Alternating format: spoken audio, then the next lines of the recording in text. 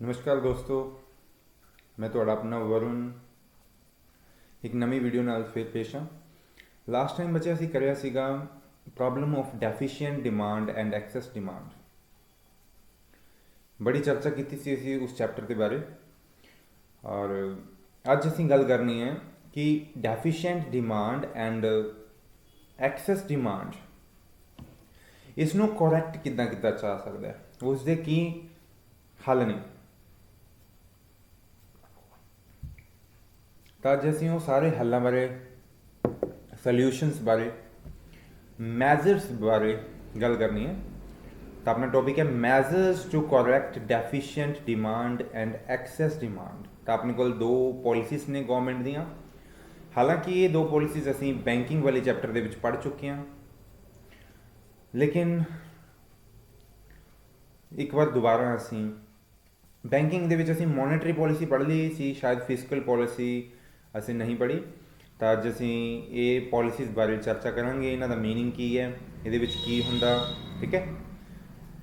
ਤਾਂ ਬੱਚੇ, fiscal policy ਜਿਸ ਨੂੰ ਹਿੰਦੀ ਦੇ ਵਿੱਚ ਅਸੀਂ ਰਾਜਕੋਸ਼ੀय ਨੀਤੀ ਵੀ ਬੋਲਦੇ ਹਾਂ, ਔਰ ਮੋਨੇਟਰੀ ਪੋਲਿਸੀ ਜਿਸ ਨੂੰ ਅਸੀਂ ਹਿੰਦੀ ਦੇ ਵਿੱਚ ਮੌਦਰਿਕ ਨੀਤੀ ਵੀ ਬੋਲਦੇ ਹਾਂ। ਬੁੱਕ ਤਾਂ ਮੇਰੇ ਪਾਸ ਇੰਗਲਿਸ਼ ਮੀਡੀਅਮ 'ਚ ਹੀ ਹੈ, ਵੈਸੇ ਹੀ ਹਿੰਦੀ ਤੁਹਾਡੇ ਕੋਲ ਥੋੜ੍ਹਾ ਤੁਹਾਨੂੰ ਦੱਸ ਦਈਦਾ। ਦੇਖੋ ਬੱਚੇ, ਆਰਥਿਕ ਸਥਿਰਤਾ ਦੇ ਲਈ, ਇਕਨੋਮਿਕ ਸਟੈਬਿਲਿਟੀ ਮੇਨਟੇਨ ਰੱਖਣ ਦੇ ਲਈ ਨਾ ਤਾਂ ਐਕਸੈਸ ਡਿਮਾਂਡ ਅੱਛੀ ਹੈ, ਨਾ ਹੀ ਡੈਫੀਸ਼ੀਐਂਟ ਡਿਮਾਂਡ ਅੱਛੀ ਹੈ, ਦੋਨੇ ਹੀ ਬੁਰੀਆਂ ਨੇ। ਤਾਂ ਇਸ ਚੀਜ਼ ਨੂੰ ਜਲਦੀ ਤੋਂ ਜਲਦੀ ਜਿੰਨਾ ਹੋ ਸਕੇ ਇਸ ਨੂੰ ਠੀਕ ਕਰਨਾ, ਰਿਪੇਅਰ ਕਰਨਾ ਸਾਡਾ ਫਰਜ਼ ਬਣਦਾ ਹੈ। ਇਸ ਨੂੰ ਕੌਣ ਕਰੂਗਾ? ਗਵਰਨਮੈਂਟ ਕਰੂਗੀ। ਜੇ ਗਵਰਨਮੈਂਟ ਆਪਣੇ ਬਜਟ ਦੇ ਨਾਲ ਆਪਣਾ ਖਰਚਾ ਔਰ ਆਪਣੀ ਇਨਕਮ, ਗਵਰਨਮੈਂਟ ਦਾ ਖਰਚਾ ਹੁੰਦਾ, ਗਵਰਨਮੈਂਟ ਦੀ ਇਨਕਮ ਹੁੰਦੀ ਹੈ, ਜਿਸ ਨੂੰ ਅਸੀਂ ਰੈਵਨਿਊ ਐਂਡ ਐਕਸਪੈਂਡੀਚਰ ਕਹਿੰਦੇ ਹਾਂ ਜਾਂ ਬਜਟ ਕਹਿੰਦੇ ਹਾਂ, ਬਜਟ ਸਿਸਟਮ, ਇਸ ਨੂੰ ਬਜਟਰੀ ਪੋਲਿਸੀ ਵੀ ਬੋਲਦੇ ਨੇ। ਔਰ ਇਸੀ ਚੀਜ਼ ਨੂੰ ਕਿ ਗਵਰਨਮੈਂਟ ਪੈਸਾ ਇਸ ਤਰੀਕੇ ਨਾਲ ਖਰਚੇ ਜਾਂ ਇਸ ਤਰੀਕੇ ਨਾਲ ਟੈਕਸ ਲਗਾਵੇ ਗਵਰਨਮੈਂਟ ਕਿ ਵਧੀ ਹੋਈ ਜਾਂ ਘਟੀ ਹੋਈ ਮੰਗ ਜਿਹੜੀ ਹੈ ਉਹ ਸਹੀ ਹੋ ਜੇ। ਇਸੀ ਪੋਲਿਸੀ ਨੂੰ ਬਜਟਰੀ ਪੋਲਿਸੀ ਔਰ ਫਿਸਕਲ ਪੋਲਿਸੀ ਬੋਲਦੇ ਹਾਂ ਅਸੀਂ। ਫਿਰ ਚਾਹੇ ਨਵੇਂ ਨੋਟ ਛਾਪਣੇ ਪੈ ਜਾਣ, ਚਾਹੇ ਉਧਾਰ ਦੇਣਾ ਪੈ ਜਾਏ, ਚਾਹੇ ਲੈਣਾ ਪੈ ਜਾਏ, ਆਪਾਂ ਫੁੱਲ ਚਰਚਾ ਕਰਾਂਗੇ ਇਸ ਦੇ ਉੱਤੇ।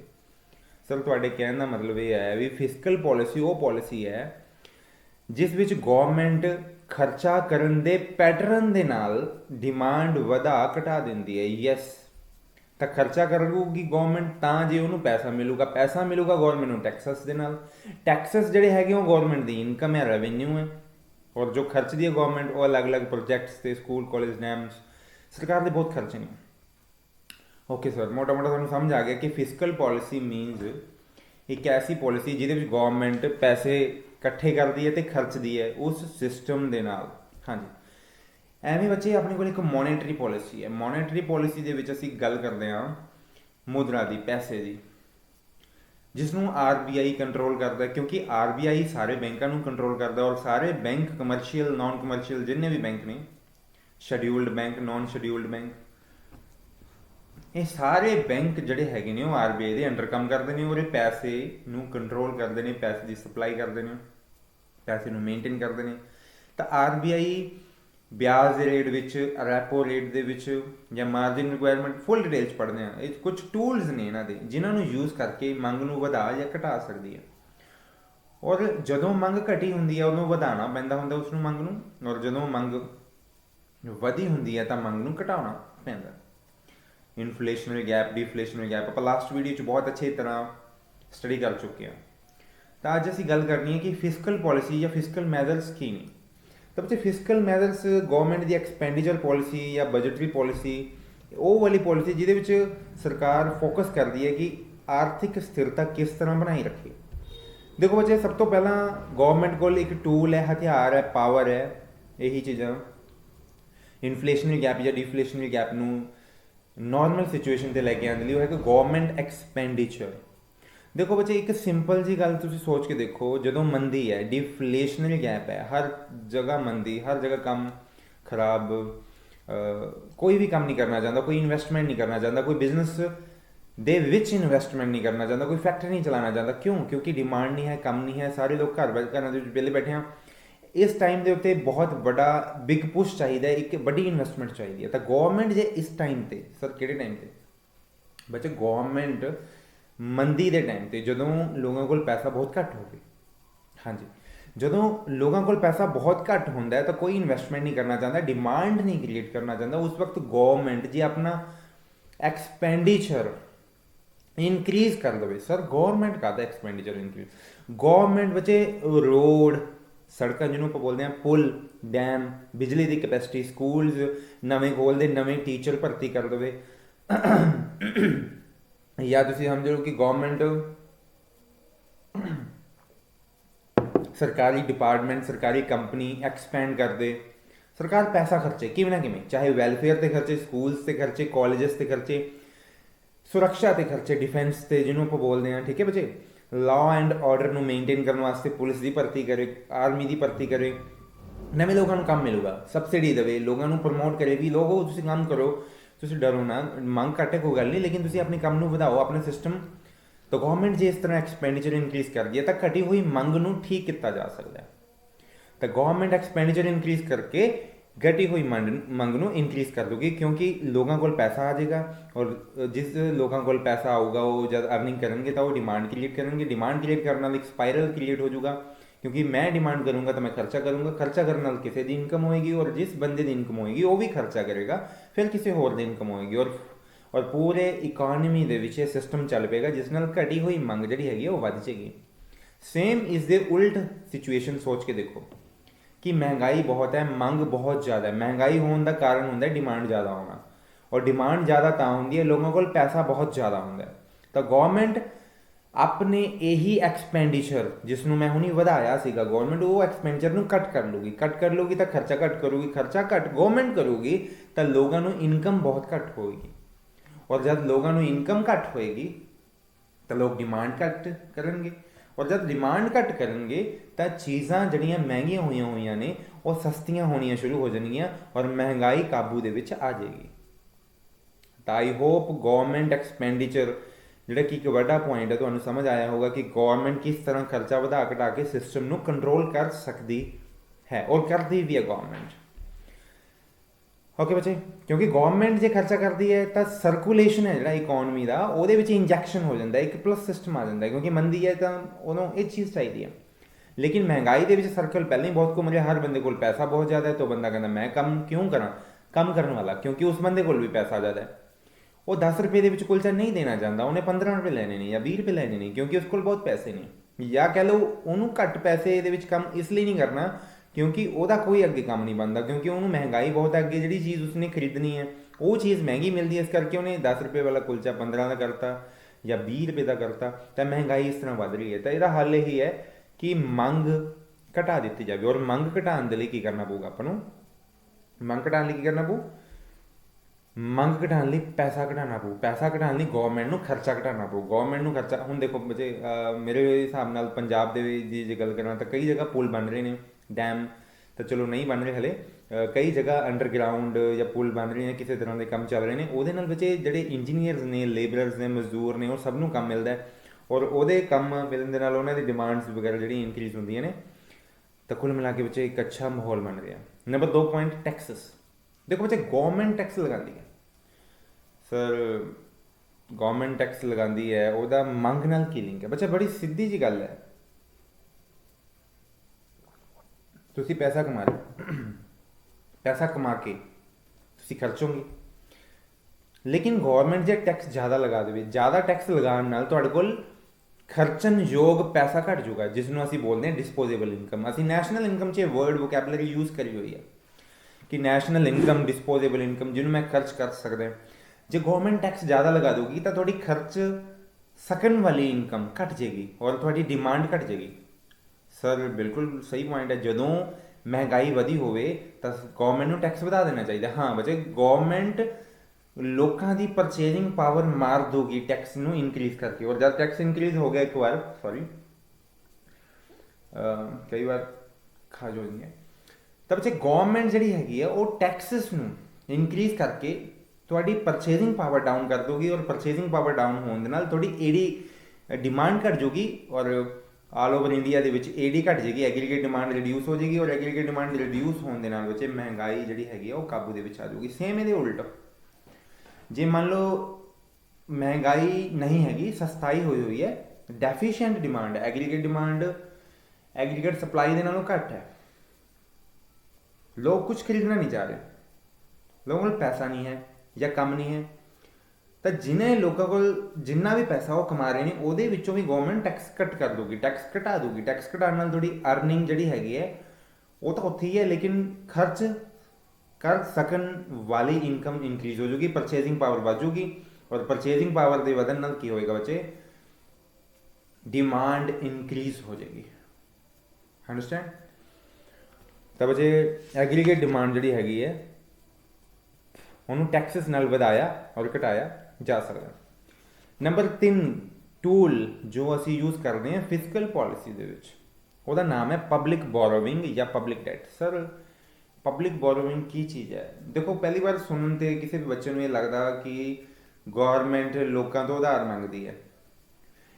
ਇਹ ਹੈ ਇਦਾਂ ਹੀ, ਲੇਕਿਨ ਇਨਡਾਇਰੈਕਟਲੀ ਬੱਚੇ ਇਦਾਂ ਹੁੰਦਾ ਹੈ, ਤੁਸੀਂ ਪੈਸਾ ਕਮਾ ਰਹੇ ਹੋ, ਤੁਹਾਡੇ ਪਾਪਾ ਮੰਮੀ ਜਾਂ ਜੋ ਵੀ ਹੈ ਤੁਹਾਡੇ ਆਲੇ ਦੁਆਲੇ ਲੋਕ ਪੈਸਾ ਕਮਾ ਰਹੇ ਹੋ, ਤਾਂ ਗੌਰਮੈਂਟ ਇੱਕ ਸਕੀਮ ਦੇ ਨਾਲ ਇਹ ਲਾਲਚ ਦਿੰਦੀ ਹੈ ਕਿ ਫਲਾਨੀ ਸਕੀਮ ਦੇ ਵਿੱਚ maybe national saving certificate, national saving scheme, gold bonds, there are so many schemes launched by government to absorb money which is surplus in the hands of Indian citizens। तो बच्चे government indirectly ਤੁਹਾਨੂੰ ਲਾਲਚ ਦੇਗੀ ਔਰ ਤੁਸੀਂ ਆਪਣਾ ਪੈਸਾ ਉੱਥੇ ਇਨਵੈਸਟ ਕਰ ਦੋਗੇ। ਪੈਸਾ ਇਨਵੈਸਟ ਕਰਨ ਤੋਂ ਬਾਅਦ ਕੀ ਹੋਏਗਾ ਬੱਚੇ, ਗਵਰਨਮੈਂਟ ਨੇ ਲੋਨ ਲੈ ਲਿਆ। ਸਰ ਗਵਰਨਮੈਂਟ ਕਦੋਂ ਲੋਨ ਲਊਗੀ? ਬੱਚੇ ਬੜਾ ਸਿੰਪਲ ਪੁਆਇੰਟ ਹੈ, ਜਦੋਂ ਤੁਸੀਂ ਤੜਫ ਰਹੇ ਹੋ ਜ਼ਿਆਦਾ ਪੈਸਾ ਖਰਚਣ ਨੂੰ, ਤੁਹਾਡੇ ਹੱਥਾਂ 'ਚ ਜ਼ਿਆਦਾ ਪੈਸਾ ਹੈ, ਤੁਸੀਂ ਮਹਿੰਗਾਈ ਵਧਾ ਦਿੱਤੀ ਹੈ, ਐਕਸੈਸ ਡਿਮਾਂਡ ਹੈ, ਐਕਸੈਸ ਡਿਮਾਂਡ ਦੀ ਸਿਚੁਏਸ਼ਨ ਦੇ ਵਿੱਚ ਪਬਲਿਕ ਬੋਰੋਇੰਗ ਹੋਗੀ, ਤੁਹਾਨੂੰ ਅਟਰੈਕਟਿਵ ਇੰਟਰਸਟ ਰੇਟ ਦਿਖਾਏ ਜਾਣਗੇ ਜਿਹਦੇ ਨਾਲ ਤੁਸੀਂ ਇਨਵੈਸਟਮੈਂਟ ਕਰੋਗੇ, ਸੇਵਿੰਗ ਕਰੋਗੇ ਔਰ ਆਪਣਾ ਖਰਚਾ ਘੱਟ ਕਰੋਗੇ ਔਰ ਗਵਰਨਮੈਂਟ ਕੋਲ ਪੈਸਾ ਡਿਪੋਜ਼ਿਟ ਕਰਵਾ ਦੋਗੇ। ਔਰ ਗਵਰਨਮੈਂਟ ਤੁਹਾਨੂੰ ਲਾਲਚ ਦੇ ਕੇ ਪੈਸਾ ਖਿੱਚ ਲਈ, ਥੋੜੀ ਪਰਚੇਸਿੰਗ ਪਾਵਰ ਖਿੱਚ ਲਈ। ਬੜਾ ਸਿੰਪਲ ਪੁਆਇੰਟ ਹੈ, ਪੈਸਾ ਜ਼ਿਆਦਾ ਹੈ ਮਾਰਕੀਟ 'ਚ, ਮਹਿੰਗਾਈ ਜ਼ਿਆਦਾ ਹੈ, ਡਿਮਾਂਡ ਜ਼ਿਆਦਾ ਹੈ, ਪੈਸਾ ਖਿੱਚ ਲਓ। ਗਵਰਨਮੈਂਟ ਨੇ ਪੈਸਾ ਖਿੱਚ ਲਿਆ ਤੁਹਾਨੂੰ ਲਾਲਚ ਦੇ ਕੇ। ਸੇਮ ਇਸੀ ਲਾਈਨ ਦੇ ਉੱਤੇ ਜਦੋਂ ਮਾਰਕੀਟ ਦੇ ਵਿੱਚ ਜਾਂ ਦੇਸ਼ ਦੇ ਵਿੱਚ ਮਹਿੰਗਾਈ ਨਹੀਂ ਹੁੰਦੀ, ਸਸਤਾਈ ਹੁੰਦੀ ਹੈ, ਮੰਦੀ ਹੁੰਦੀ ਹੈ, ਤਾਂ ਗਵਰਨਮੈਂਟ ਜਿਹੜੀ ਹੈਗੀ ਹੈ ਇਹ ਉਧਾਰ ਜਿਹੜਾ ਤੁਹਾਡੇ ਤੋਂ ਗਵਰਨਮੈਂਟ ਨੇ ਲਿਆ ਹੁੰਦਾ ਤੁਹਾਨੂੰ ਵਾਪਸ ਦੇ ਦਿੰਦੀ ਹੈ। ਸਰ ਕਿਵੇਂ? ਮਤਲਬ ਤੁਹਾਨੂੰ ਗਵਰਨਮੈਂਟ ਇਸ ਤਰ੍ਹਾਂ ਫਿਰ ਲਾਲਚ ਦੇ ਦਿੰਦੀ ਹੈ ਕਿ ਅੱਜ ਮੇਰੇ ਤੋਂ ਪੈਸੇ ਜ਼ਿਆਦਾ ਲੈ ਲਓ। ਤੁਹਾਡੇ ਹੀ ਦੇਖੋ, ਗਵਰਨਮੈਂਟ ਨੇ ਕਈ ਤਰ੍ਹਾਂ ਦੀ ਸਕੀਮਾਂ, ਜਿਹਨੂੰ ਸਕੀਮਾਂ ਨੂੰ ਅਸੀਂ ਸਿਕਿਉਰਿਟੀਜ਼ ਕਹਿ ਸਕਦੇ ਹਾਂ, ਸ਼ੇਅਰ ਡਿਬੈਂਚਰ ਜਾਂ ਕੁਝ ਵੀ, ਪੋਸਟ ਆਫਿਸ ਦੀ ਸਕੀਮ, ਤਾਂ ਗਵਰਨਮੈਂਟ ਕਹਿੰਦੀ ਹੈ ਵੀ ਮੇਰੇ ਤੋਂ ਪੈਸੇ ਵਾਪਸ ਲੈ ਲਓ ਭਾਈ। ਤਾਂ ਲੋਕ ਜਾ ਕੇ ਆਪਣੇ ਪੈਸੇ ਗਵਰਨਮੈਂਟ ਤੋਂ ਜ਼ਿਆਦਾ ਜਾਂ ਵਿਆਜ ਸਮੇਤ ਜਾਂ ਕੁਝ ਵੀ ਪੈਸੇ ਪ੍ਰੋਫਿਟ ਸਮੇਤ ਗਵਰਨਮੈਂਟ ਸਕੀਮ ਕੱਢਦੀ ਹੈ। ਸਕੀਮਾਂ ਦੇ ਵਿੱਚ ਗਵਰਨਮੈਂਟ ਪੈਸਾ ਜ਼ਿਆਦਾ ਦੇ ਦਿੰਦੀ ਹੈ, ਤੁਹਾਨੂੰ ਥੋੜੀ ਪਰਚੇਸਿੰਗ ਪਾਵਰ ਵੱਧ ਜਾਂਦੀ ਹੈ। ਤੇ ਇਸ ਤਰ੍ਹਾਂ ਬੱਚੇ ਪਬਲਿਕ ਬੋਰੋਇੰਗ ਮਤਲਬ ਲੋਕਾਂ ਤੋਂ ਪੈਸਾ ਲੈ ਲੈਣਾ ਜਦੋਂ ਜ਼ਿਆਦਾ ਹੈ ਲੋਕਾਂ ਕੋਲ, ਔਰ ਲੋਕਾਂ ਨੂੰ ਪੈਸਾ ਦੇ ਦੇਣਾ ਜਦੋਂ ਲੋਕਾਂ ਕੋਲ ਪੈਸਾ ਘੱਟ ਹੈ। ਇਹ ਵਿੱਚ ਸਿਸਟਮ ਨਾਲ ਹੁੰਦਾ ਹੈ, ਇੱਦਾਂ ਨਹੀਂ ਹੈਗਾ ਕਿ ਗਵਰਨਮੈਂਟ ਦਾ ਕੋਈ ਬੰਦਾ। ਗਵਰਨਮੈਂਟ ਕੀ ਹੈ? Government is a group of persons which are elected by the public of India who administer India। ਤਾਂ ਗਵਰਨਮੈਂਟ ਕੋਈ ਇੱਕ ਬੰਦਾ ਨਹੀਂ ਹੈਗਾ, ਗਵਰਨਮੈਂਟ ਇੱਕ ਸਿਸਟਮ ਹੈ, ਇੱਕ ਗਰੁੱਪ ਹੈ। ਤਾਂ ਗਵਰਨਮੈਂਟ ਮੀਨਸ ਇੱਕ ਸਿਸਟਮ ਦੀ ਗੱਲ ਕਰਦਾ ਮੈਂ। ਤਾਂ ਸਰ ਪਬਲਿਕ ਬੋਰੋਇੰਗ ਤੇ ਪਬਲਿਕ ਡੈਟ ਅਸੀਂ ਸਮਝ ਗਏ ਕਿਸ ਤਰ੍ਹਾਂ ਡਿਮਾਂਡ ਨੂੰ ਮੈਨੇਜ ਕੀਤਾ ਜਾ ਸਕਦਾ ਹੈ, ਐਕਸੈਸ ਔਰ ਆਪਣਾ ਡੈਫੀਸ਼ੀਐਂਟ ਡਿਮਾਂਡ ਨੂੰ ਠੀਕ ਕੀਤਾ ਜਾ ਸਕਦਾ ਹੈ। ਸਾਡੇ ਦਿਮਾਗ ਦੇ ਵਿੱਚ ਪੱਲੇ ਪੈ ਚੁੱਕੀ ਗੱਲ ਨਹੀਂ ਪੱਲੇ ਪੈਂਦੀ, ਫਿਰ ਵੀ ਬੱਚੇ ਕਾਊਂਟਰ ਕੁਐਸਚਨ ਕਰ ਸਕਦੇ ਹੋ ਤੁਸੀਂ, ਕਿਉਂਕਿ ਬੱਚੇ ਲੋਕਾਂ ਦੇ ਕੋਲ ਲਿਕੁਇਡਿਟੀ ਜ਼ਿਆਦਾ ਹੈ। ਲਿਕੁਇਡਿਟੀ ਜ਼ਿਆਦਾ ਮਤਲਬ ਪੈਸਾ ਜ਼ਿਆਦਾ, ਉਸ ਨੂੰ ਖਿੱਚਣ ਲਈ ਤੁਹਾਨੂੰ ਅਟਰੈਕਸ਼ਨ ਦੇਤੀ, ਲਾਲਚ ਦੇਤਾ, ਤੁਸੀਂ ਪੈਸਾ ਅੱਜ ਨਹੀਂ ਖਰਚ ਕਰ ਰਹੇ, ਰੁਕ ਕੇ ਖਰਚ ਕਰ ਲਓਗੇ 1 ਸਾਲ 2 ਸਾਲ 3 ਸਾਲ 4 ਸਾਲ, ਲੇਕਿਨ ਉਸ ਵਕਤ ਮੌਕੇ ਤੇ ਸਿਚੁਏਸ਼ਨ ਦਾ ਅਸੀਂ ਸੰਭਾਲ ਲੈਣਾ। आई होप अंडरस्टैंड कर गए होंगे पॉइंट है पब्लिक बोरोइंग पब्लिक डेट।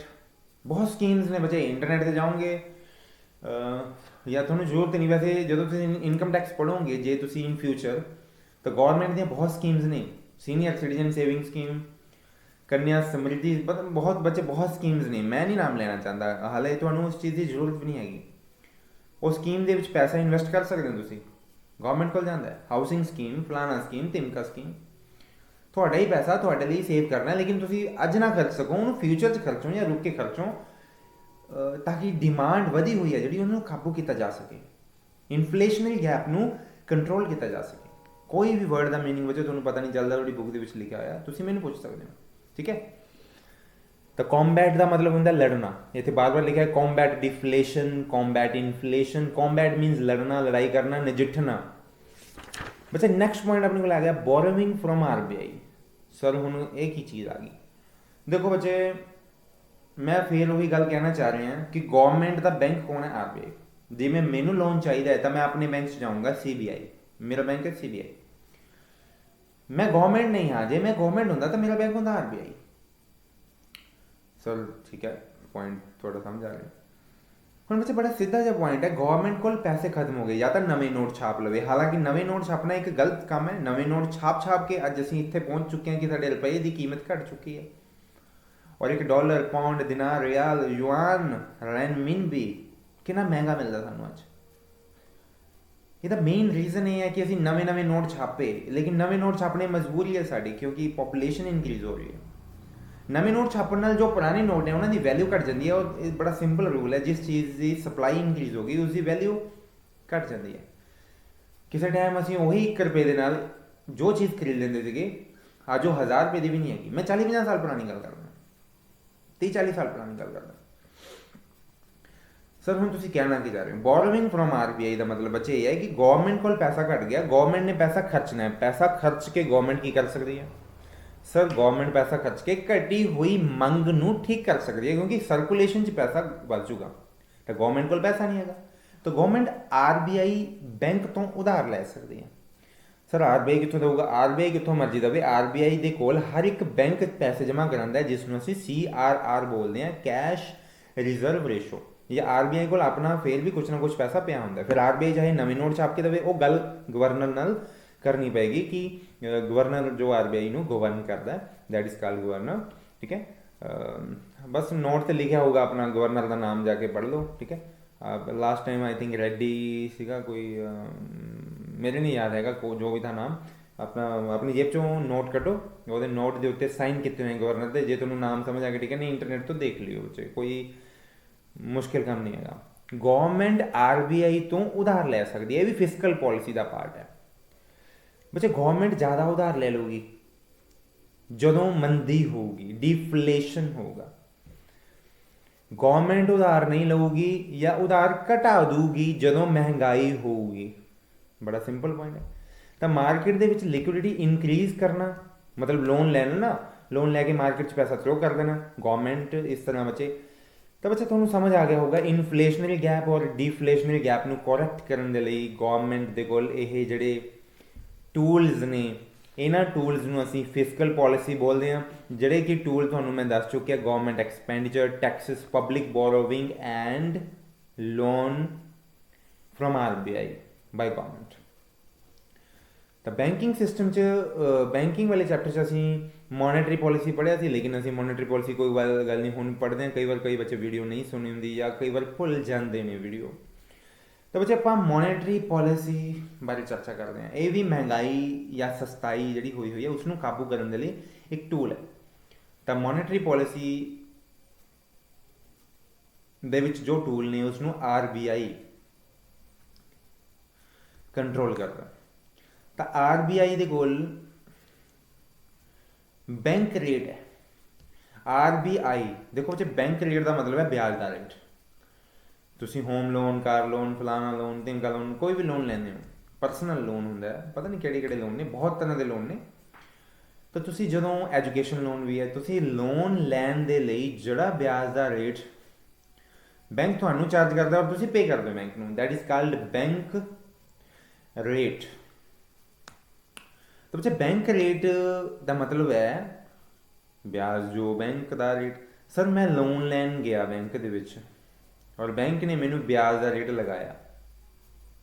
बच्चे एक गल सोच के दसो, जे बैंक थोनू ब्याज का रेट ज़्यादा लगावे और बाहर कोई फाइनेंसर थोनू घट रेट ते ब्याज के घट रेट ते पैसे उधार दे दे, तुसीं किहदे तो पैसे उधार लओगे? सर ओबवियस है कि बाहरों ले लांगे, बैंक तो थोड़ी लवांगे असीं। हुण बच्चे इदां सोच के देखो कि जे बैंक बहुत ज़्यादा ब्याज का रेट लगा दे तो तुसी लोन लओगे?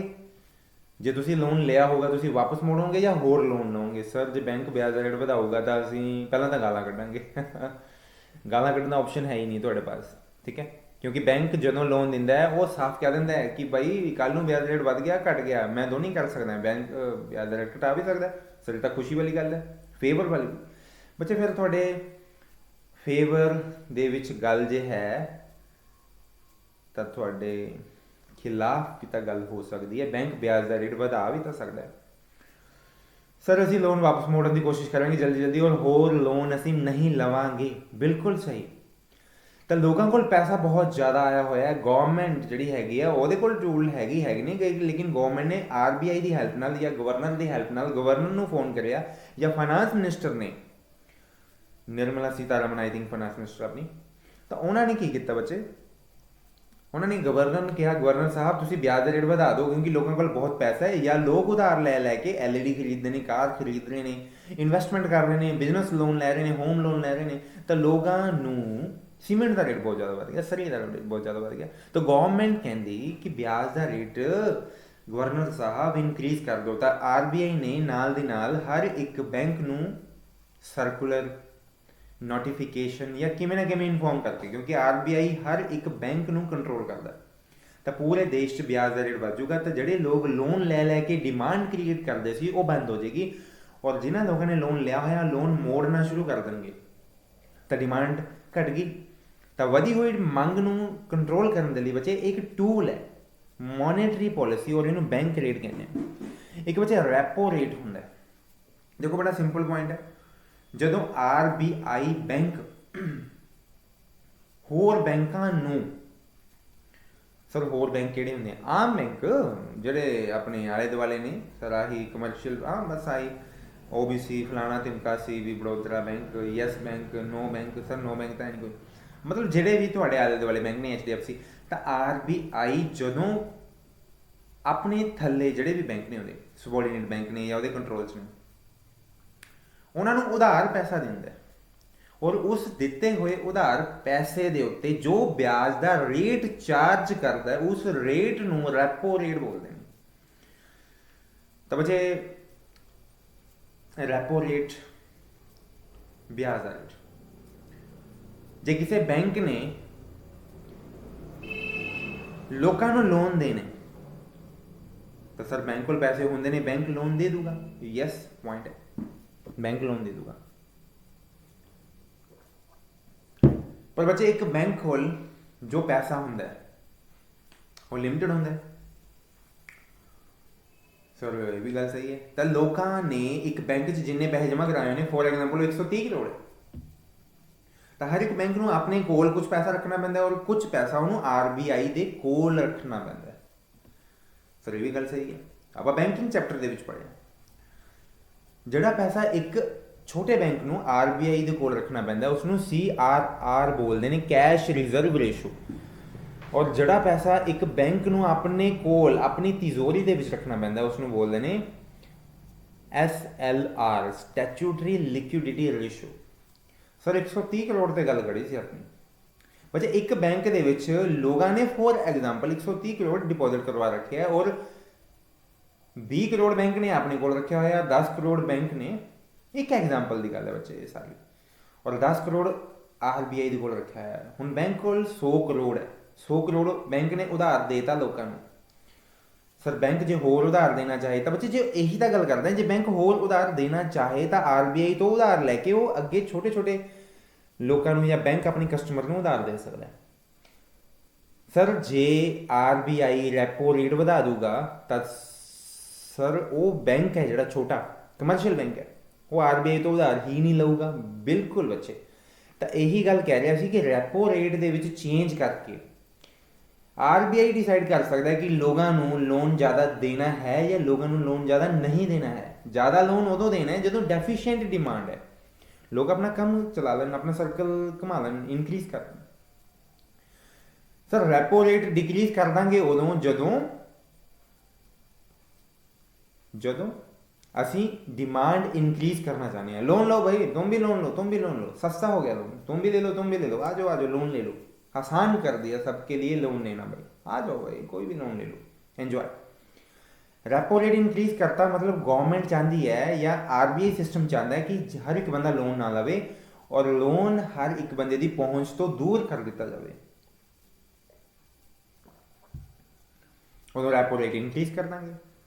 ਇੱਕ ਹੁੰਦਾ ਰਿਵਰਸ ਰੈਪੋ ਰੇਟ, ਬੜਾ ਈਜ਼ੀ ਹੈ। ਜਦੋਂ RBI ਉਧਾਰ ਦਿੰਦਾ ਹੈ ਬੈਂਕਾਂ ਨੂੰ, ਛੋਟੇ ਬੈਂਕਾਂ ਨੂੰ, ਤਾਂ ਜੋ ਰੇਟ ਲੈਂਦਾ ਦੈਟ ਇਜ਼ ਰੈਪੋ ਰੇਟ। ਔਰ ਜਦੋਂ ਛੋਟੇ ਬੈਂਕ RBI ਨੂੰ ਉਧਾਰ ਦਿੰਦੇ ਨੇ, RBI ਬੈਂਕ ਵੀ ਉਧਾਰ ਲੈ ਲੈਂਦਾ ਹੁੰਦਾ, ਉਹਦੇ ਕੋਲ ਵੀ ਪੈਸੇ ਘੱਟ ਜਾਂਦੇ ਨੇ। ਸਰ ਕਿੱਦਾਂ? ਗਵਰਨਮੈਂਟ ਉਧਾਰ ਲੈ ਲੈਂਦੀ ਉਹ ਤੋਂ, ਜਾਂ RBI ਤੋਂ ਹੋਰ ਬੈਂਕ ਉਧਾਰ ਲੈ ਲੈਂਦੇ ਨੇ, RBI ਕੋਲ ਵੀ ਪੈਸੇ ਘੱਟ ਜਾਂਦੇ ਨੇ। RBI ਦੇ ਕੋਲ ਜ਼ਰੂਰੀ ਨਹੀਂ ਹੁੰਦਾ ਕਿ ਪਰਮਿਸ਼ਨ ਹੋਵੇ ਹਰ ਵਕਤ ਵਿਹਲੇ ਬੈਠੇ ਨਵੇਂ ਨੋਟ ਛਾਪ ਲਓ। ਔਰ ਤੁਹਾਨੂੰ ਮੈਂ ਪਹਿਲਾਂ ਵੀ ਸਮਝਾ ਚੁੱਕਿਆ ਸੀ ਕਿ ਨਵੇਂ ਨੋਟ ਛਾਪਣਾ ਇਕੋਨਮੀ ਦੀ ਬਰਬਾਦੀ, ਦੇਸ਼ ਦੀ ਬਰਬਾਦੀ ਹੁੰਦੀ ਹੈ। ਇੱਦਾਂ ਥੋੜੀ ਹੈ ਵੀ ਨਵੇਂ ਨੋਟ ਛਾਪ ਲਓ ਔਰ ਦੇਸ਼ ਚਲਾ ਲਓ। ਲੋਕਾਂ ਨੇ ਕੰਮ ਨਹੀਂ ਕਰਨਾ, ਇਕੋਨਮੀ ਫੇਲ ਹੋ ਜਾਊਗੀ, ਸਿਸਟਮ ਫੇਲ ਹੋ ਜਾਊਗਾ ਸਾਰਾ। ਓਕੇ, ਤਾਂ ਬੱਚੇ repo rate, reverse repo rate, bank rate, ਤੁਸੀਂ ਸਭ ਚੀਜ਼ਾਂ ਸਮਝ ਗਏ। ਸੇਮ ਇसी तरह अपने को ओपन मार्केट ऑपरेशंस ने। सर हुण ये की चीज़ां ने, देखो बच्चे लास्ट टाइम मैं तुहानूं एक चीज़ समझाई सी कि गवर्नमेंट दी स्कीम्स हुंदियां ने, ਜਿਹੜੀ गवर्नमेंट दी स्कीम है वो RBI के थ्रू भी चलदियां ने, स्कीमां हुंदियां ने। देखो बच्चे सिक्योरिटीज़ मतलब हुंदे ने कागज़ दे विच पैसा लगाना, शेयर डिवेंचर। तुसीं सारे पढ़े लिखे बच्चे हो या तुहानूं +1 बिजनेस स्टडी बड़े अच्छे तरीके नाल पढ़ी है, तुहानूं पता है भी शेयर डिवेंचर बॉन्ड्स हुंदे ने, स्टॉक एक्सचेंज हुंदियां ने। तो RBI मैं दोनों ऑप्शन दस रहा है, इत्थे तुहाडी बुक दे विच बच्चे लिखा है मॉनेटरी एक्सेस डिमांड नूं वधाना घटाना। मैं दोनों साइडां नाल इकट्ठियां लैके चल रहे हैं। शेयर डिवेंचर देखो बच्चे, गवर्नमेंट या RBI या बैंकां कोल स्कीम्स हुंदियां ने, इन्हां दे शेयर या डिवेंचर या सिक्योरिटीज़ या इन्हां दे कुछ इंस्ट्रूमेंट्स होंदे ने। इंस्ट्रूमेंट मतलब प्रपत्र, कागज़ ले लो बच्चे और पैसे दे दो। लालच देना है ना तुहानूं, कागज़ दे बदले, कागज़ शेयर डिवेंचर वगैरह, कागज़ दे बदले तुसी पैसे दे दोगे। और तुहानूं मान लो तुसी 2 लाख रुपए दे कागज़ ले लए, तो 2 साल बाद तुहानूं शायद 2.5 लाख मिल जाए, शायद 2,60,000 मिल जाए। इस लालच तुसी अज कागज़ खरीद लैने। और वही गल आ गई कि कागज़ खरीदना मतलब ओपन मार्केट ऑपरेशन। तुसी जब कागज़ उदों खरीदोगे तुहानूं लालच दिता जाऊगा भी आजो आजो कागज़ खरीद लो, तुसी अपने पैसे अपने खर्च लोगे। जदों एक्सेस डिमांड होगी तुसी अपने पैसे स्कीमां च लगा दोगे या open market operation they which involve करके ब्लॉक करके रख लोगे अपने पैसे। और थोड़े पैसा ब्लॉक हो गया मतलब डिमांड घट गई, एग्रीगेट डिमांड श्रिंक होगी और वाधू डिमांड करेक्ट होगी। ये उलट बचे ओपन मार्केट ऑपरेशन च दूसरी सिचुएशन दे विच ਜਿਹੜੇ इंस्ट्रूमेंट ਤੁਸੀਂ परचेज ਕੀਤੇ ਸੀ ਉਹਦੇ ਹੁਣ ਪੈਸੇ ਵਾਪਸ ਮਿਲਣੇ ਸ਼ੁਰੂ ਹੋ ਜਾਣਗੇ। ਔਰ ਪੈਸੇ ਵਾਪਸ ਮਿਲਣੇ ਸ਼ੁਰੂ ਹੋ ਜਾਣਗੇ ਤਾਂ ਤੁਹਾਡੀ ਪਰਚੇਜ਼ਿੰਗ ਪਾਵਰ ਵੱਧ ਜੂਗੀ। ਪਰਚੇਜ਼ਿੰਗ ਪਾਵਰ ਵੱਧ ਜੂਗੀ ਤਾਂ ਡੈਫੀਸ਼ੀਐਂਟ ਡਿਮਾਂਡ ਹੈ ਜਿਹੜੀ ਉਸ ਨੂੰ ਇਨਕਰੀਜ਼ ਕੀਤਾ ਜਾ ਸਕਦਾ ਹੈ ਇਹ ਟੂਲ ਨੂੰ ਯੂਜ਼ ਕਰਕੇ। ਠੀਕ ਹੈ, ਅਗਲਾ ਪੁਆਇੰਟ ਆਪਣੇ ਕੋਲ RBI। ਦੇਖੋ ਜੀ ਇੱਕ ਸਿੰਪਲ ਪੁਆਇੰਟ, ਸਰ CRR ਤੁਸੀਂ ਦੱਸਤਾ। CRR ਸਰ ਉਹ ਪੈਸਾ ਤੁਸੀਂ ਦੱਸਿਆ ਜੀ ਜਿਹੜਾ ਇੱਕ बैंक नूं, आम बैंक नूं, कमर्शियल बैंक नूं, नॉर्मल बैंक नूं, जिवें यस बैंक है या यूनियन बैंक है या पंजाब नैशनल बैंक है, इनू अपने पैसे RBI को रखने पैंदे। जे RBI कहे कि CRR इनक्रीज कर दो, मतलब सर भी छोटे बैंक नूं RBI को जे ज़्यादा पैसे रखने पै जाण तां मार्केट च पैसा घट जाऊगा क्योंकि एक बैंक की लोन देन की कैपेसिटी घट जाऊगी। सर बिल्कुल सही पॉइंट है। जे एक बैंक को 100 करोड़ है तो बैंक RBI ने 5% रेट रखा हुआ है कि मेरे को 5% पैसे जमा करवा दिया करो। तो तुसी बच्चे 100 करोड़ चो 5 करोड़ RBI ने दे दोगे, थोड़े को 95 करोड़ बच गया। जे RBI कहे और भाई मेरे को 10% पैसे जमा करवाओ, तो बच्चे एक बैंक को जो 100 करोड़ है फॉर एग्जाम्पल उन्होंने 10 करोड़ तो RBI ने देना पै गया, पिछे 90 करोड़ रह गए। 90 करोड़ च कुछ पैसे उन्होंने अपने कोल रखने पैणगे। तो जिन्ने पैसे RBI नूं ज़्यादा रखने पैणगे, RBI दे कोल रखने पैणगे, CRR जिन्हों बोलते हैं असीं, उन्ना मार्केट च पैसा घटदा है। और वधी हुई मंग नूं कंट्रोल करने के लिए ये पॉइंट है इनफ्लेशनरी गैप नूं ठीक करने के लिए, एक्सेस डिमांड नूं ठीक करने के लिए। सर ठीक है, पॉइंट समझ गए। बाकी फिर ये उल्ट कर लो, RBI चाहता है कि नहीं जी नहीं, लोगों को लोन मिलना चाहिए, खुल के लोन मिलना चाहिए भाई सबको। तो फिर क्या करेगा वो, सीआरआर कम कर देगा। सीआरआर कहेगा यार मेरे पास इतने पैसे मत जमा करो, आप बांटो लोगों को, लोन दो, लोन दो, अच्छे से लोन दो, जो मांगता है लोन दो उसको, ठीक है। तो लोगों को आसानी से ऋण मिलता रहेगा, ठीक है, पैसा लिक्विडिटी इंक्रीज हो जाएगा। नेक्स्ट पॉइंट, नेक्स्ट टूल हमारे पास SLR। बच्चे एक बैंक ਨੂੰ ਕੁਝ ਪੈਸੇ ਆਪਣੇ ਕੋਲ ਰੱਖਣੇ ਪੈਂਦੇ ਆ ਹਮੇਸ਼ਾ, ਜਿਸ ਨੂੰ SLR ਕਹਿੰਦੇ ਆ। RBI ਦੱਸਦਾ ਹੈ ਵੀ 25%, 20%, 40%, ਤਾਂ 25 ਤੋਂ 40% ਕੁਛ ਰੇਸ਼ੋ ਹੁੰਦੀ ਹੈ, ਉਹ 5%, 3% ਹੁੰਦੀ ਹੈ ਰੇਸ਼ੋ ਜਿਹੜੀ CRR ਦੀ ਹੁੰਦੀ ਹੈ। ਬੈਂਕਿੰਗ ਚ ਆਪਾਂ ਪੜ੍ਹੀ ਹੈ, ਇਹ ਚੇਂਜ ਹੁੰਦੀ ਰਹਿੰਦੀ ਹੈ ਜਾਂ ਚੇਂਜ ਕਰਦਾ ਰਹਿੰਦਾ, RBI ਕੋਲ ਪਾਵਰ ਹੈ। ਤਾਂ 25 ਤੋਂ 40% SLR ਹੁੰਦੀ ਹੈ। ਸਰ ਮੰਨ ਲਓ ਇੱਕ ਬੈਂਕ ਦੇ ਵਿੱਚ 100 ਕਰੋੜ ਹੈ, ਤਾਂ ਉਹ ਬੈਂਕ ਨੂੰ ਆਪਣੇ ਕੋਲ ਹਮੇਸ਼ਾ 25 ਕਰੋੜ ਰੱਖਣਾ ਹੀ ਪੈਣਾ। ਮੰਨ ਲਓ 25% ਹੈ, ਤਾਂ ਬੈਂਕ ਕੋਲ ਪਿੱਛੇ 75 ਕਰੋੜ ਰਹਿ ਗਿਆ, ਉਹਦੇ ਵਿੱਚੋਂ CRR ਹੈ, ਤਾਂ ਫਿਰ 75 ਕਰੋੜ ਜਾਂ ਉਹ ਚੋਂ CRR ਜੇ 5 ਕਰੋੜ ਦੇ ਦਈਏ ਤਾਂ 70 ਕਰੋੜ ਜਿਹੜਾ ਹੈਗਾ ਉਹੀ ਲੋਨ ਦੇ ਸਕਦਾ ਬੈਂਕ ਮਾਰਕੀਟ 'ਚ। ਮਤਲਬ ਲਿਕੁਇਡਿਟੀ ਇੰਨੀ ਕਿ ਹੁਣ ਜੇ RBI बैंक है कि 40% SLR रखो, मतलब अपने को 40% पैसा रखो, तो 100 करोड़ जो बैंक च है तो बैंक ਨੂੰ 40 करोड़ का अपने को रखना पऊगा। पिछे 60 करोड़ बचे सर, और 60 करोड़ चो 5-10 करोड़ RBI ने अपने को रखवा लिया, तो मार्केट च एक बैंक सिर्फ 50 करोड़ का ही लोन दे सकता ना।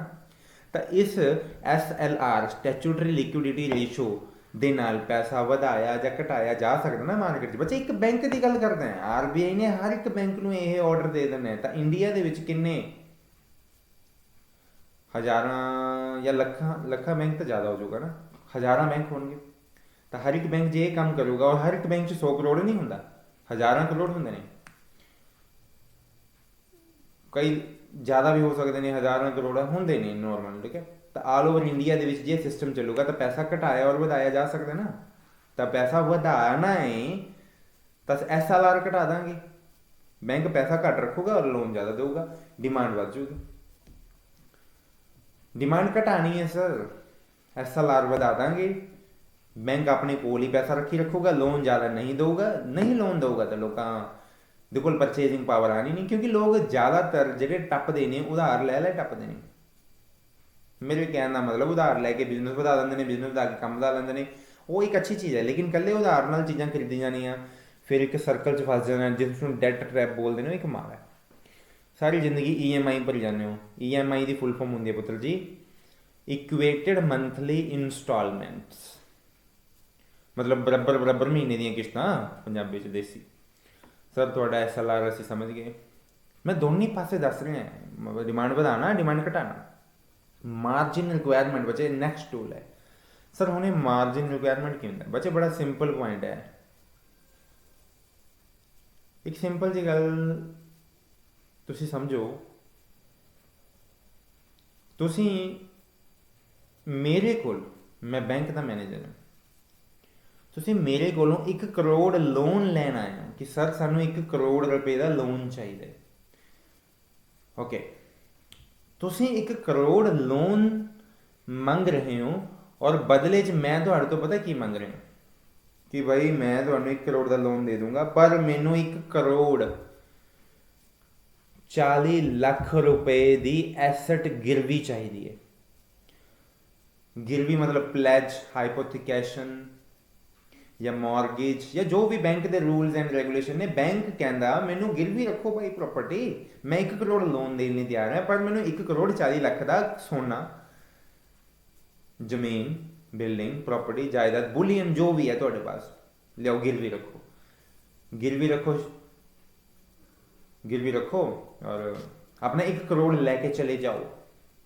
ਤਾਂ ਬੱਚੇ 1 ਕਰੋੜ ਲੋਨ ਲੈਣ ਲਈ ਜਿਹੜਾ 1 ਕਰੋੜ ਤੋਂ ਉੱਪਰ ਗਿਰਵੀ ਰੱਖਣ ਲਈ ਪੈਸਾ ਬੈਂਕ ਨੇ ਮੰਗ ਲਿਆ, ਉਸ ਨੂੰ ਬੋਲਦੇ ਨੇ ਮਾਰਜਿਨ ਰਿਕੁਆਇਰਮੈਂਟ। ਇਹ ਵੀ RBI ਕੰਟਰੋਲ ਕਰਦਾ, ਸਮਝ ਆਏ ਬੱਚੇ? ਹੁਣ ਇੱਕ ਬੈਂਕ ਅੱਜ 1 ਕਰੋੜ ਦਾ ਲੋਨ ਲੈਣ ਲਈ 1 ਕਰੋੜ 40 ਲੱਖ ਮੰਗਦਾ ਹੈ।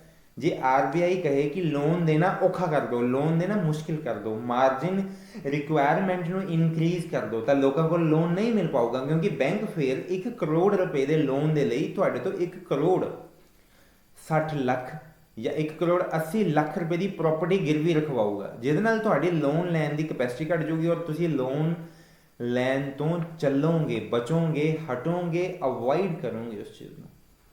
ਤਾਂ ਇਸ ਨੂੰ ਬੋਲਦੇ हैं ਮਾਰਜਿਨ ਰਿਕੁਆਇਰਮੈਂਟ। ਸਰ ਬਿਲਕੁਲ ਈਜ਼ੀ ਹੈ, ਮਾਰਜਿਨ ਰਿਕੁਆਇਰਮੈਂਟ ਇਨਕਰੀਜ਼ ਕਰਤੀ ਤਾਂ ਲੋਕਾਂ ਨੇ ਜ਼ਿਆਦਾ ਗਿਰਵੀ ਰੱਖਣਾ ਔਰ ਲੋਨ ਮਿਲਣਾ ਘੱਟ। ਇਹਦਾ ਮਤਲਬ ਲੋਨ ਨੂੰ ਅਸੀਂ ਟਾਈਟ ਕਰਤਾ ਕਿ ਲੋਕ ਨਾ ਲੈ ਪਾਣ। बिल्कुल मार्जिन रिक्वायरमेंट ਨੂੰ जे डिक्रीज कर दिए और भाई 1 करोड़ का लोन चाहिए, हाँ जी, तो भाई 1 करोड़ की ही प्रॉपर्टी गिरवी रखो। अरे हमारे पास बहुत पैसा है, तुम आओ सही, ऋण देंगे हम तुम्हें, कर्जा देंगे, कितना मर्जी कर्जा ले लो भाई। अरे भाई मंदा तो चल रहा है, किसी का काम नहीं चल रहा, तो भाई ले लो लोन, आप कर्जा ले लो। तो मार्जिन रिक्वायरमेंट को कम कर देंगे। ये आरबीआई के गवर्नर के हाथों में। और गवर्नर किसके हाथों में है भाई? फाइनेंस मिनिस्टर के। फाइनेंस मिनिस्टर जो है वो मिनिस्ट्री ऑफ फाइनेंस के अंडर है और मिनिस्ट्री ऑफ फाइनेंस जो है वो प्राइम मिनिस्टर के हाथ में। तो कोई भी कुछ भी कर सकता है। अब रल मिल के करिए या भाई किसी की अपनी मर्जी हो वो कर ले, वो एक अलग बात है, ठीक है। प्रणब मुखर्जी हमारे अभी नहीं रहे, पहले वो करते थे कुछ ना कुछ। तो फाइनेंस मिनिस्टर बहुत बड़ी पोस्ट है इंडिया की, मैं वर्ल्ड की बहुत बड़ी पोस्ट कहूँगा कि बहुत पैसा है। 140 ਕਰੋੜ ਲੋਕਾਂ ਦੇ ਪੈਸਿਆਂ ਦੇ ਨਾਲ ਖੇਲਨੇ ਤੁਸੀਂ, ਹਾਏ ਹਾਏ ਕਿਆ ਬਜਟ, ਕਰੋੜਾਂ ਅਰਬਾਂ ਦਾ, ਲੱਖਾਂ ਕਰੋੜਾਂ ਦਾ। ਸਰ ਮਾਰਜਿਨ ਰਿਕੁਆਇਰਮੈਂਟ ਤੁਹਾਡੀ ਅਸੀਂ ਸਮਝ ਚੁੱਕੇ ਹਾਂ, ਵੈਰੀ ਨਾਈਸ। ਨਹੀਂ ਸਮਝ ਆਇਆ ਤਾਂ ਕੁਐਸਚਨ ਕਰ ਲਿਓ। ਲੋਨ ਲੈਣ ਦੇ ਲਈ ਜਿਹੜੀ ਉੱਪਰ ਗਿਰਵੀ ਰੱਖਣੀ ਪੈਂਦੀ ਹੈ ਅਮਾਊਂਟ ਜਾਂ ਉਹਦੀ property, that is a margin requirement. Next point ਵਿੱਚ moral pressure is exerted by the RBI. Exert means ਹੁੰਦਾ परिश्रम ਕਰਨਾ ਜਾਂ ਉਹਨੂੰ ਫੋਲੋਅਪ ਕਰਨਾ, ਕੰਮ ਕਰਵਾਉਣਾ, ਐਗਜ਼ਰਟ। ਦੇਖੋ ਬੱਚੇ ਕੁਝ ਬੈਂਕ ਜਾਂ ਕੁਝ ਸਿਸਟਮ ਜਾਂ ਕੁਝ ਫਾਈਨਾਂਸਰ ਐਸੇ ਹੁੰਦੇ ਨੇ ਜਿਹੜੇ ਆਰਬੀਆਈ ਦੇ ਸਿੱਧੇ ਕੰਟਰੋਲ 'ਚ ਨਹੀਂ ਹੁੰਦੇ, ਜਾਂ ਕੁਝ ਬੈਂਕਸ ਵੀ ਸਿੱਧੀ ਨਹੀਂ ਮੰਨਦੇ ਹੈਗੇ ਆਰਬੀਆਈ ਦੀ। ਤਾਂ ਆਰਬੀਆਈ ਕਹਿਣਾ ਚਾਹੁੰਦਾ ਹੈ ਕਿ ਦੇਸ਼ 'ਚ ਮਹਿੰਗਾਈ ਵਧੀ ਹੋਈ ਹੈ, ਲੋਕਾਂ ਨੂੰ ਲੋਨ ਘੱਟ ਦਿਓ। ਤਾਂ ਆਰਬੀਆਈ ਬੱਚੇ ਬੜੇ ਪਿਆਰ ਨਾਲ, ਮੁਹੱਬਤ ਨਾਲ ਕੁਝ ਬੈਂਕਾਂ ਨੂੰ ਜਾਂ ਕੁਝ ਐਸਾ ਫਾਈਨੈਂਸ਼ੀਅਲ ਸਿਸਟਮ ਜਿਹੜਾ ਆਰਬੀਆਈ ਦੇ ਸਿੱਧੇ ਕੰਟਰੋਲ 'ਚ ਨਹੀਂ ਹੈਗਾ, ਤਾਂ ਉਹਨਾਂ ਨੂੰ ਬੜੇ ਪਿਆਰ ਨਾਲ ਆਰਬੀਆਈ ਉਹਨਾਂ ਨੂੰ ਸਮਝਾਉਂਦਾ ਹੈ। ਮੋਰਲ ਪ੍ਰੈਸ਼ਰ ਮਤਲਬ ਪਿਆਰ ਨਾਲ ਕਹਿੰਦਾ ਹੈ, ਜਾਂ ਨੈਤਿਕਤਾ ਦੇ ਰੂਪ ਦੇ ਵਿੱਚ ਉਸ ਦੇ ਉੱਤੇ ਇੱਕ ਦਬਾਅ ਪਾ ਕੇ ਕਹਿੰਦਾ ਕਿ ਪਲੀਜ਼ ਸਰ ਜਾਂ ਪਲੀਜ਼ ਬੈਂਕ ਸਾਹਿਬ ਜਾਂ ਪਲੀਜ਼ ਕੋਆਪਰੇਟਿਵ ਬੈਂਕ ਜੋ ਵੀ ਨੇ, ਪਲੀਜ਼ ਲੋਨ ਘੱਟ ਦੇਵੋ, ਕਰਜ਼ਾ ਘੱਟ ਦੇਵੋ, ਲੋਕਾਂ ਕੋਲ ਪੈਸਾ ਬਹੁਤ ਜ਼ਿਆਦਾ ਹੈ, ਡਿਮਾਂਡ ਡਿਕਰੀਜ਼ ਕਰਨਾ ਚਾਹੁੰਦੇ ਹਾਂ ਅਸੀਂ। ਤਾਂ ਆਰਬੀਆਈ ਪਿਆਰ ਨਾਲ ਮੋਰਲ ਪ੍ਰੈਸ਼ਰ, ਨੈਤਿਕ ਦਬਾਅ ਪਾ ਕੇ ਇਸ ਚੀਜ਼ ਨੂੰ ਠੀਕ ਕਰ ਸਕਦਾ, ਠੀਕ ਹੈ। ਤਾਂ ਬੱਚੇ ਆਰਬੀਆਈ ਡਿਮਾਂਡ ਇਨਕਰੀਜ਼ ਵੀ ਕਰਵਾ ਸਕਦਾ, ਇਨਕਰੀਜ਼ ਵੀ ਕਰਾ ਸਕਦਾ, ਡਿਕਰੀਜ਼ ਵੀ ਕਰਾ ਸਕਦਾ। ਪੈਸਾ ਵਧਾ ਦੇਣਾ, ਘਟਾਣਾ, ਮਤਲਬ ਆਰਬੀਆਈ ਦੀ ਕੁਝ ਬੈਂਕ ਜੇ ਗੱਲ ਨਾ ਮੰਨਣ ਤਾਂ ਪਿਆਰ ਨਾਲ, ਮੁਹੱਬਤ ਨਾਲ, ਨੈਤਿਕ ਰੂਪ ਦੇ ਵਿੱਚ ਬੋਲ ਕੇ ਕਹਿ ਸਕਦਾ। ਬਸ ਨੈਕਸਟ ਟੂਲ ਆਪਣੇ ਕੋਲ ਮੋਨਟਰੀ ਪਾਲਿਸੀ ਦਾ ਹੈਗਾ ਕ੍ਰੈਡਿਟ ਰਾਸ਼ਨਿੰਗ। ਦੇਖੋ ਬੱਚੇ ਕੋਟਾ ਤਾਂ ਸਭ ਨੇ ਸੁਣਿਆ ਹੋਗਾ, ਮੈਂ ਕੋਈ ਸ਼ਹਿਰ ਦੀ ਗੱਲ ਨਹੀਂ ਕਰ ਰਿਹਾ। ਸਰ ਕੋਟਾ ਸੁਣਿਆ ਸੀ, ਜਿਵੇਂ ਕਈ ਵਾਰ ਕੋਈ ਬੰਦਾ ਕਹਿੰਦਾ ਵੀ ਮੈਂ ਖਾ ਪੀ ਕੇ ਮੈਂ ਆਪਣਾ ਕੋਟਾ ਪੂਰਾ ਕਰ ਲਿਆ, ਜਾਂ ਕੋਈ ਬੰਦਾ ਕਹਿੰਦਾ ਵੀ ਮੈਂ ਰੱਜ ਗਿਆ, ਮੇਰਾ ਕੋਟਾ ਪੂਰਾ ਹੋ ਗਿਆ, ਉਸੇ ਤਰ੍ਹਾਂ ਦਾ ਕੋਟਾ ਉਹਨੂੰ ਰਾਸ਼ਨਿੰਗ ਬੋਲਦੇ ਆ। ਆਰਬੀਆਈ ਜਾਂ ਗਵਰਨਮੈਂਟ ਓਰੀਐਂਟਡ ਹੁੰਦਾ ਸਾਰਾ ਸਿਸਟਮ, ਗਵਰਨਮੈਂਟ ਦੇ ਦਿਮਾਗ ਨਾਲ ਹੀ ਚੱਲਦਾ। ਤਾਂ ਆਰਬੀਆਈ ਕੁਝ ਖਾਸ ਸਿਸਟਮ ਦੇ ਲੋਕਾਂ ਨੂੰ, ਸਿਸਟਮ ਦੇ ਵਿੱਚ ਜਿਹੜੇ ਵਪਾਰੀ ਨੇ, ਟ੍ਰੇਡਰਸ ਨੇ, ਉਹਦੇ ਵੀ ਫਿਰ ਬੱਚੇ ਕਾਇੰਡ ਨੇ ਅੱਗੇ। ਤਾਂ ਕ੍ਰੈਡਿਟ ਰਾਸ਼ਨਿੰਗ ਕੁਝ ਖਾਸ ਕਿਸਮ ਦੇ ਇਕੋਨਮੀ 'ਚ ਲੋਕਾਂ ਦੇ ਉੱਤੇ ਗਵਰਨਮੈਂਟ ਆਰਬੀਆਈ ਇੱਕ ਲਿਮਿਟ ਲਗਾ ਦਿੰਦਾ ਕਿ ਇਸ ਅਮਾਊਂਟ ਤੋਂ ਜ਼ਿਆਦਾ ਇਸ ਏਰੀਏ ਦੇ ਜਾਂ ਇਸ ਸੈਕਟਰ ਦੇ ਲੋਕਾਂ ਨੂੰ ਜਾਂ ਇਸ ਲਾਈਨ ਦੇ ਲੋਕਾਂ ਨੂੰ ਲੋਨ ਹੀ ਨਹੀਂ ਦੇਣਾ। ਫੋਰ ਐਗਜ਼ਾਮਪਲ ਇੱਕ ਬਿਜ਼ਨਸਮੈਨ ਹੈ ਜਿਹੜੇ ਮੋਬਾਈਲ ਇੰਡਸਟਰੀ 'ਚ ਲੱਗੇ ਹੋਏ ਨੇ, ਤਾਂ ਗਵਰਨਮੈਂਟ ਨੇ ਕਹਿਤਾ ਕਿ 2 ਲੱਖ ਕਰੋੜ ਰੁਪਏ ਤੋਂ ਜ਼ਿਆਦਾ ਦਾ ਲੋਨ ਹੀ ਨਹੀਂ ਦੇਣਾ ਪੂਰੇ ਇੰਡੀਆ 'ਚ ਮੋਬਾਈਲ ਇੰਡਸਟਰੀ ਵਾਲਿਆਂ ਨੂੰ। ਤਾਂ ਫਿਰ ਉਹਨੂੰ ਬੱਚੇ ਬੈਂਕਾਂ 'ਚ ਡਿਵਾਈਡ ਕਰ ਦੇਣਗੇ। ਤਾਂ ਹਰ ਇੱਕ ਬੈਂਕ ਆਪਣੀ ਕੰਡੀਸ਼ਨ ਰੱਖੂਗਾ ਕਿ ਭਾਈ ਮੈਂ 400 ਕਰੋੜ ਹੀ ਲੋਨ ਦੇ ਸਕਦਾ। ਦੇਖੋ 400 ਕਰੋੜ ਲੋਨ ਕੋਈ ਇੱਕ ਬੰਦੇ ਨੂੰ ਥੋੜ੍ਹੀ ਦੇਣੇ, ਮਤਲਬ ਇੱਕ ਵਾਰ ਜੇ ਉਹ ਲਾਈਨ 'ਚ ਕੁਝ ਬੰਦੇ ਲੋਨ ਲੈ ਗਏ ਤਾਂ ਇੱਕ ਵਾਰੀ ਕੋਟਾ ਪੂਰਾ ਹੋ ਗਿਆ, ਇੱਕ ਲਿਮਿਟ ਪੂਰੀ ਹੋ ਗਈ ਵੀ ਇਸ ਤੋਂ ਬਾਅਦ ਲੋਨ ਦੇਣਾ ਹੀ ਨਹੀਂ। ਉਹ ਲਿਮਿਟ ਤੋਂ ਬਾਅਦ ਅਸੀਂ ਕਿਸੇ ਨੂੰ ਵੀ ਲੋਨ ਦੇਣਾ ही नहीं, बंद कर देंगे लोन देना कि भाई इतना ही देना था, इससे ज़्यादा हम नहीं दे सकते। इसको क्रेडिट राशनिंग बोलते हैं। क्रेडिट राशनिंग बढ़ा देंगे सर फिर लोन ज़्यादा दे मिल जाएगा, लोन ज़्यादा मिल जाएगा, सप्लाई बढ़ जाएगी पैसे की, सप्लाई पैसे की बढ़ेगी तो भाई लोगों के पास पावर बढ़ जाएगी, पावर बढ़ जाएगी तो वो ज़्यादा डिमांड करेंगे। तो फिर अगर हम बढ़ा देंगे राशनिंग तो एक्सेस डिमांड कर देंगे, या घटी हुई डिमांड को ठीक करने के लिए डिमांड बढ़ा देंगे। और अगर एक्सेस डिमांड है ही है पहले से तो क्रेडिट राशनिंग को घटा देंगे, घटा के हम पैसा जो है वो कम कर देंगे मार्केट में और खींच लेंगे उसको पैसे को, या जाने नहीं देंगे। तो ऐसा करने से घटी हुई डिमांड, बढ़ी हुई डिमांड, ये सब चीज़ें कर्ब कर सकते हैं। कर्ब मीन्स काबूल कर सकते हैं, कंट्रोल कर सकते हैं। बच्चे जे ਤੁਹਾਨੂੰ ਇਹ ਚੀਜ਼ਾਂ ਸਮਝ ਆ ਗਈਆਂ ਚੰਗੀ ਤਰ੍ਹਾਂ ਮੋਨੇਟਰੀ ਪਾਲਿਸੀ ਫਿਸਕਲ ਪਾਲਿਸੀ, ਤਾਂ ਬੱਚੇ ਬੜੇ ਆਰਾਮ ਨਾਲ ਤੁਸੀਂ ਮੋਨੇਟਰੀ ਪਾਲਿਸੀ ਤੇ ਫਿਸਕਲ ਪਾਲਿਸੀ ਦਾ ਡਿਫਰੈਂਸ ਕਰ ਸਕਦੇ ਹੋ। ਗੱਲ ਸਮਝਣ ਦੀ ਹੈ, ਸਾਰੇ ਰੱਟਾ ਲਗਾਉਣ ਦੀ ਨਹੀਂ ਹੈ। ਕੁੱਤਾ ਵੀ ਭੌਂਕਣ ਲੱਗ ਗਿਆ ਕਿ ਬਹੁਤ ਹੋ ਗਈ ਵੀਡੀਓ। ਤਾਂ ਬੱਚੇ ਅਗਲੀ ਵੀਡੀਓ ਤੱਕ ਲਈ ਬਹੁਤ ਬਹੁਤ ਨਮਸਕਾਰ, ਬਹੁਤ ਬਹੁਤ ਧੰਨਵਾਦ ਤੁਸੀਂ ਮੇਰੀ ਵੀਡੀਓ ਸੁਣੀ। नमस्कार।